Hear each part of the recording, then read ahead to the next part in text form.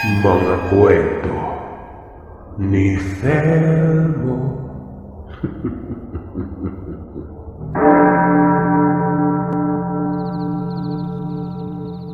Isang mapagpalang araw sa lahat. Lalo na sa iyo, Sir Seth. Ako po si Gerson. Tubong Negros pero kasalukuyang nasa Cebu. Napasulat ako para makapagbahagi ng kwento. Personal na karanasan ko ito. Kamuntikan na nga ako mamatay dito eh. Taong 1992. Nangyari ito sa Victorias, Negros Occidental. Nitong mga panahong ito ay naunawaan ko ng gusto ang kung ano talaga ang aswang. Pangit ang mga ito. Pero ang problema dito sa karanasan ko, hindi lang nag-iisa. Isang buong pamilya. Sa bukirang banda kami ng Victorias nakatira. Malawak na lupain na walang ibang makikita kung hindi mga tubo at mga palay. Pagsasaka ang kadalasang ikinabubuhay dito. Tubo at palay ang meron sa lugar. Bagamat may mga tao ay hindi naman gaano nagkikibuan. Yung tipong wala lang, kanya-kanyang diskarte lamang sa buhay. Ako noon bilang may sapat na edad na ay tumutulong ako sa mga magulang ko. 4 kami magkakapatid. 2 lalaki at 2 babae. Ako ang pinakabunso at ako na lamang noon ang naiwan sa mga magulang namin. Lahat kasi ng mga kapatid ko ay may sarili ng mga pamilya. Ang 2 ay nasa Silay, habang ang isa ay nasa Guimaras. Ulan, init, nagsusumikap na parang mga kalabaw sa uma. Saop kami ng isang marangyang pamilya na nagmamay-ari ng lupain na inuuma namin noon. Ang trabaho doon, pag-aararo, paglilinis at pag-aabono. Kuminsan, binabantayan din ang mga binhi ng tubo dahil ang iba ay hindi sumisibol kaya pinapalitan kaagad. Madalas ay ako lang ang nakatoka kasi medyo matanda na din ang mga magulang ko noon. Kako ay ako na lamang ang magtatrabaho. Iisa lamang din kasi ang sahod namin. Kahit pagtulungan pa namin ang trabaho, parehang sahod lamang yon. Kaya mas mabuti nang ako na lang mag-isa. Hindi ko talaga lubos sa kalain na noong papauwi ako patungo sa amin, may nakita akong taong nasa gilid lamang ng tubuhan. Medyo madilim na kung kaya hindi ko na naaninag ang mukha nito. Pero noong matapat ako sa kinatatayuan niya, bigla na lamang yung naglaho. Nanlaki talaga ang mga mata ko noon. Yung tipong isang iglap lang ay naglaho na. Iniisip ko na baka malikmata lang. Pero hindi. May mga bakas talaga sa kanyang kinatatayuan kanina. May hawing damo pa at patungo sa loob ng tubuhan. Iba na ang hinala ko ng mga panahon na yon. Marami kasing gumagalang aswang sa lugar namin. Nakikita ang mga ito tuwing nagtatakip silim na. Hindi naman na natakit pero dahil nga aswang hindi naman maiwasang matakot yung mga tao, di ba? Nagmadali ako ng lakad. Hanggang sa nakarating ako sa may kanto ng tubuhan. Dito ay merong poste. May ilaw na maliit. Posting ipil lamang ito na itinayo para kabitan ng ilaw. Para magkaroon ng liwanag ang landas kahit papano. At patungo ang koneksyon nito sa malaking bahay na nagmamay-ari ng lupain noon. Nagpahinga muna ako. Nagpalinga-linga sa bawat gilid. Walang mga tao. Ako lamang yatang naglalakad sa napakakapal na tubuhan noon. Hanggang sa pinili ko ng magpatuloy ng paglalakad. Malayo pang amin. Mga nasa 5 ektarya pang lakaran. Sa hindi ko inaasahang pagkakataon, biglang may tumawag sa akin noon. Nagpalinga-linga ako at tinaalam kong sino. Tuluyan ng lumubog ang araw noon. Banaag na lamang ang nakikita ko. Sabi ko, sino yan? Walang sumasagot. Kinakabahan na ako ng mga oras na yon. Naglalaro sa isip ko na baka aswang yon. Nakarinig ako ng hagikik. Kasabay nito ang alingas-ngas sa loob ng tubuhan. Nasa tapat ko lang mismo ito. At ang alingas-ngas na yon, patungo sa akin. Walang ano-anong tumakbo ako noon. Mabilis talaga akong tumakbo na parang hindi na sumasayad ang sakong ko. Nung lumapit na ako sa bagong tanim na tubo, merong humarang sa daanan ko. Galing ito sa gilid at gumapang pagitna ng daanan yon. Napakapangit niya, nakahubot-hubad, may mga kung anong balahibo sa leeg. Hanggang dibdib ang balahibo na yon. Nagmumura ako at dahil nga sa parang naipit na ako at walang matatakbuhan. Ano ba tong nakain ko at hinamon ko ng suntukan yon? Desperado talaga ako, Sir Seth. Hinubad ko pang damit ko sabay porma. Animal ka, ayaw pag-hadlock kayo, walagid ko gadlock sa aswang. Suntukan kita, kung hindi ka makontento, pwede pinatsanay. Ang ibig kong sabihin noon ay animal siya, na wag niya akong tinatakot dahil hindi ako takot sa kanya. Hinamon ko siya ng suntukan at kung hindi makontento ay pwede kami magpatayan. Pero nagmukha lamang akong baliw noon. Alam niyo kung bakit? Inisnab ako ng nilalang. Malupit na kiling ng leeg tapos tumura pa ito sa harapan ko at kalmadong gumapang noon.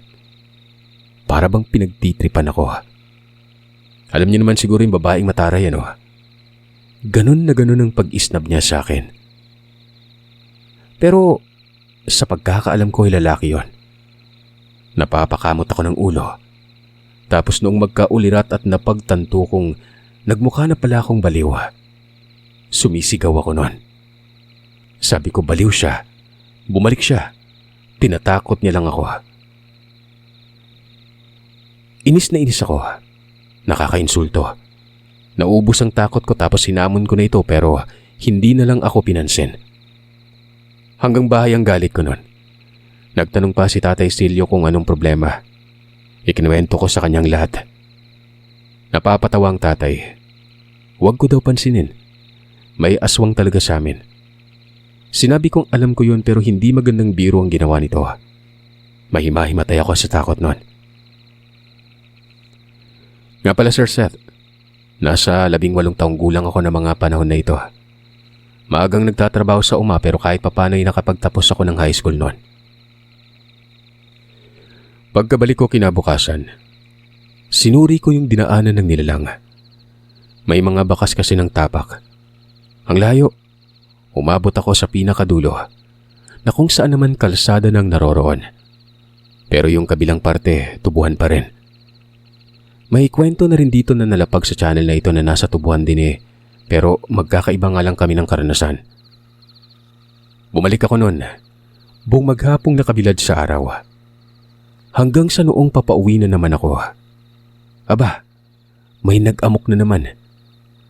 May sumitsit ulit. Sinabi ko na noon na kung may sadya siya ay magpakita sa akin at huwag niya akong ginugulat. Pero habang nagsasalita ako noon, sinisipat ko ang bawat tugling ng mga tubo.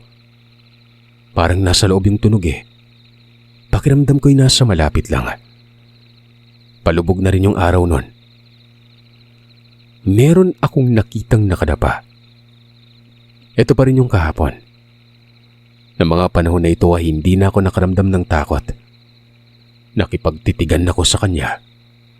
Hanggang sa bumuelo ako noon sabay sugod sa tubuhan at amba ng taga ng itak. Sinunggaban niya ako. Nagulat ako kung kaya napakabig na lamang ako sa gilid noon. Nakalmot ako.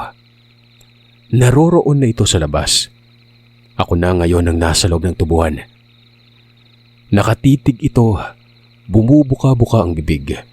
May kung anong sinasabi pero hindi ko maintindihan.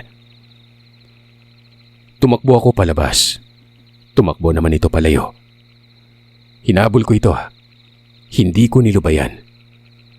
Napakalayo ng narating ko at kapag nalaman ko kung saan ito nakatira, susugurin ko talaga yon. Tumawid ako ng ilog, mababaw lang, pero sa kabilang parte sobrang sukal. Doon ko huling nakitang nilalang. Madilim na, kaya't medyo nag-alangan na ako noon. Pero magpaganon pa man ay naglakas loob pa rin ako. Hinanap ko talaga hanggang sa nakakita ko ng bahay nun. Malaki.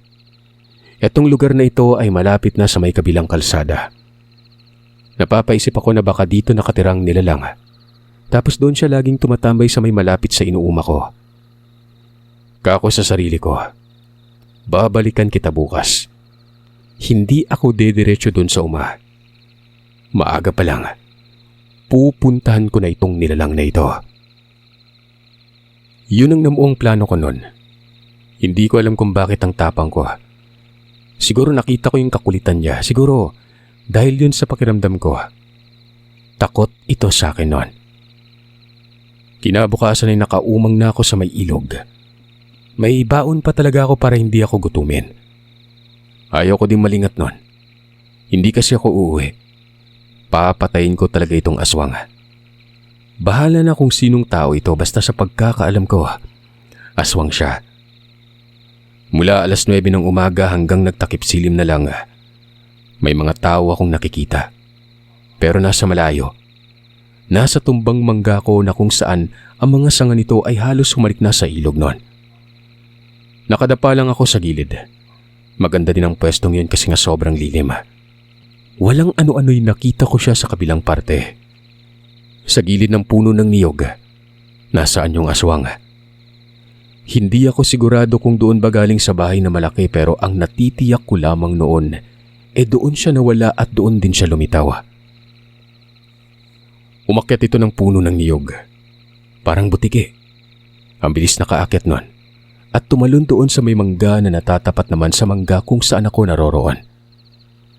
Pumapagitan ng ilog. Tumawid ako. Hindi ako takot. Bit-bit ko noon ang itak ko na nakatitig lamang ako sa nilalang. Madilim pero naaaninag ko siya. Para bang nagulat kasi nga mabilis na lumipat ng sanga. Nang malapit na ako makadaong doon sa kabila ay tumakbo ako ng mabilis sabay hamon dito.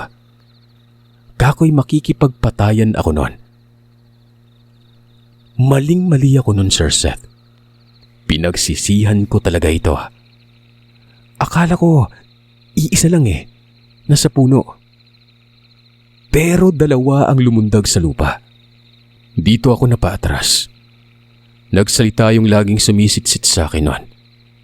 Ayon dito, tama ba umano siya ng narinig? Makikipagpatayan ba umano ako?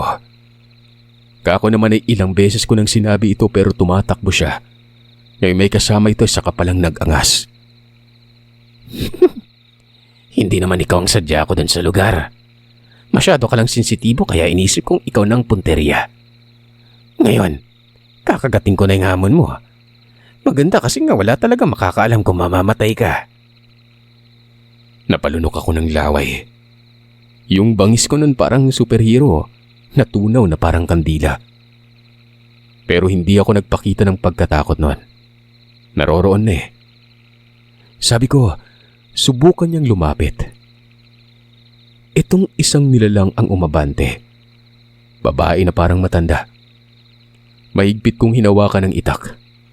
Sinisiguro kong hindi ko ito mabibitawan. Biglang sumunggab itong matandang babae. Napakalakas niya. Ilang hakbang din ang inatras ko noon nang tamaan ako ng hampas nito. Umabante ako para tagain ng itak pero may dalawa pang dumating. Nasa likod ko ang isa. Habang yung isa naman ay katabi noong nilalang na nakaengkwentro ko nung una. Wala na akong ibang naiisip nun kung hindi sobrang tagilid na ako. Kaya naman kumabig ako sa may ilog. Tapos bigla akong tumakbo. Hinabol ako. Hindi ko alam kung lumilipad o tumatakbo lang. May tinig akong naririnig mula sa himpapawid. Tapos may paghangos pa sa likuran ko kasabay ng alingasngas. Yun bang parang aso yung humahabol sa akin. Takbo ako ng takbo hanggang sa sumuot na ako nun sa mga tubo. Nagkasugat-sugat dahil nga ang tatalas ng mga dahon doon. Akala ko ay nakatakas na ako nang makarating ako sa kalsada pero naroroon ang dalawang nilalang. Nakaatang sa akin noon. Lumihis ako ng daan. Naiisip kong doon ako pupunta sa bahay ng tiya kong si Amalia. Kapatid ito ng nanay ko. Yun lang naman ang pinakamalapit sa bahay doon. Pero naabutan ako. Biglang may lumitaw sa gilid lang ng daanan at binangga ako noon. Dahilan namang nawalan ako ng balanse. Sumalampak ako sa may tubuhan. Malapit na talaga ito sa bahay nila tiya. Sumigaw ako. Nahihirapan ako kasi nga hinihila ang paa ko noon. At may humahampas pa sa likuran ko na damang-dama ko na ang pamamanhid na tapdi noon. Maya-maya'y dinaganan ako sa may dibdib. Hindi ako nakagalaw. Hindi ko maaninag ang aswang. Napakaraming sagabal noon. Hindi ko na rin hawak ang itak ko pero lumalaban ako. Sinusuntok ko ang nakapatong sa akin. Gumulong ako noon para makawala. Pero may humila na naman sa paa ko noon. Kinaladkad ako noon hanggang doon sa labas na ng taniman. Siguro ay nagkataon lang na may napapadaan ng mga tao. Doon na nagpulasan ng mga nilalang nang may sumigaw na tao at paglingon ko dito, 5 sila. Kilala ko ang mga yon. Gulat na gulat buhat ng pinagtulungan umano ako ng mga aswang. Ihatid sana ako sa amin pero nakakaya ko namang tumayo.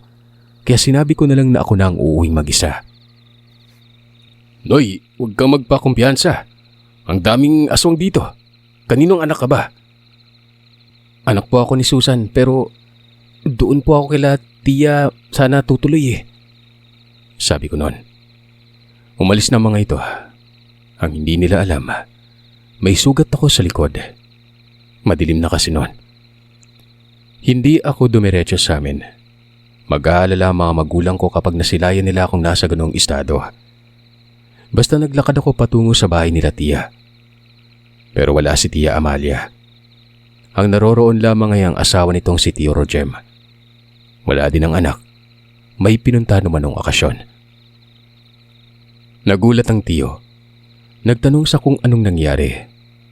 Sinabi kong pinagtulungan ako ng aswang. Tinanong niya kung saan banda. Sabi ko ay doon nagmula sa ilog hanggang sa nakarating malapit dito sa lugar. Kumuha ito ng itak. Pupunta niya daw pero nung sabihin kong tila isang pamilya ang 4. Natulala ito. Tinanong niya kung sigurado daw ba ako. Oo tiyo, sigurado ako. Hinabol talaga ako eh. Mabuti na lang may rumisponde. Kung wala, patay na ako. Kahit ano ang sabihin ko ay balak pa rin punta ng tiyo yon. Magsasama daw siya ng albularyo. Pinunasan niya ng malinis na telang basa ang mga sugat ko sa likuran. Ganon din ang mga galos ko noon. Umalis ang tiyo at pagkabalik ay may kasama nitong albularyo. Nagtanong sa akin itong albularyo sa kung bakit daw ako nagkaroon ng inkwentro hindi naman daw nananakit ang mga ito. Sabi ko, napagkamalan ko na pinagtitripan ako tapos nagalit ako noon kaya sinundan ko. Pero nung isang araw pa talaga ako iniinis nito. Nung malaman ko kung saan banda nakatira, inantay ko ng buong araw na lumabas. Hanggang sa ayon, ganun na nga nangyari. Pangalanan natin itong albularyong ito na Mang Ibanez. Ginoo ko, hindi ka titigilan ng mga aswang na yon. Hinamon mo eh. Papatayin ka talaga. Dahil umano sa ginawa ko ay mas mabuti pa umanong lumayas na lamang ako sa lugar.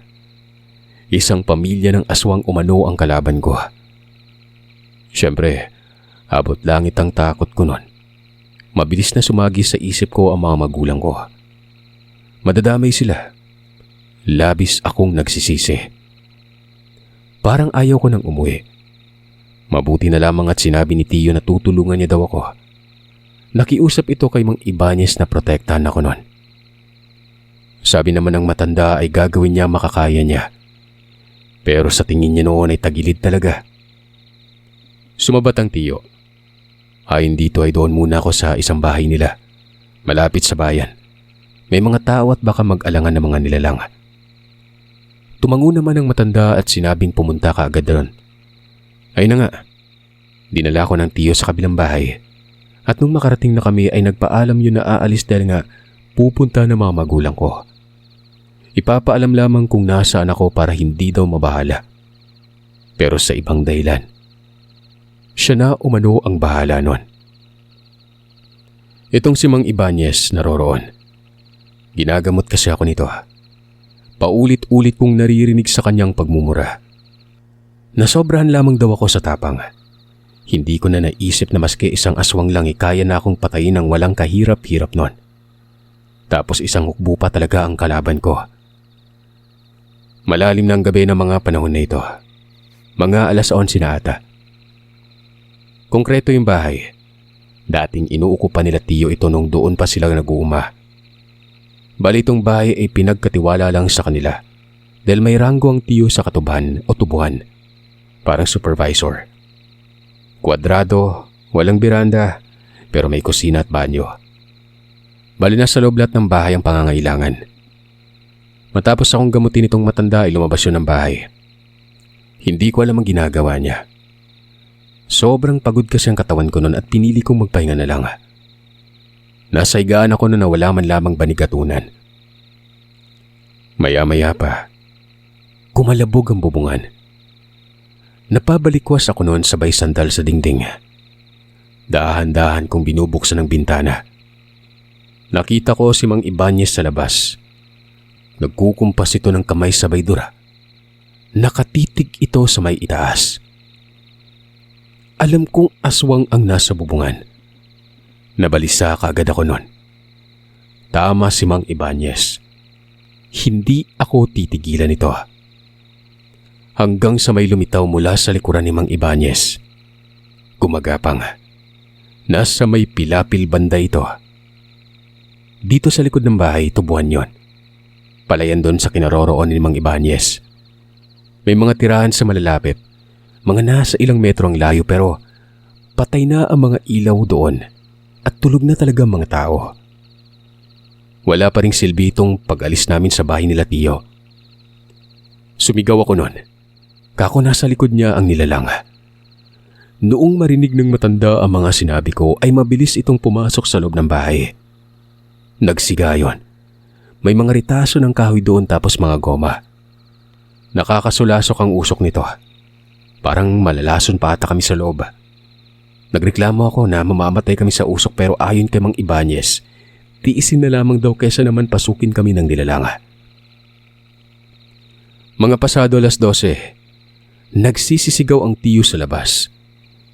Sabi niya, may aswang umano sa likod ng bahay. Kanina pa namin alam yon, huli na ang Tiyo. Hindi siya tumuloy. Nakita kong naroroon sa unahan. Natatapat ito sa isang poste na may ilaw. May mga taong nagsilapitan nun. Nabulabog dahil nga sa nilikang ingay ng tiyuin. Naririnig ko ang hiyawan ng mga tao. May mga kalalakiang nagdampot ng mga bato at hinagis sa may bubungan. May ilan pa doong may bitbit na flashlight. May lumapit na 2 matanda na may bitbit namang itak. Dito na gumaan ang pakiramdam ko. Lumabas na rin si Mang Ibanez. Nagsialisan ng mga nilalang. Mabilis na naglaho. Sinabi ng matanda na ako daw ay balak patayin ng mga yon. Humingi ng tulong si Mang Ibanez. Kung sino daw yung may tapang ay susugurin daw ang lugar ng nilalang at palayasin ng mga ito. Maraming nagboluntaryo.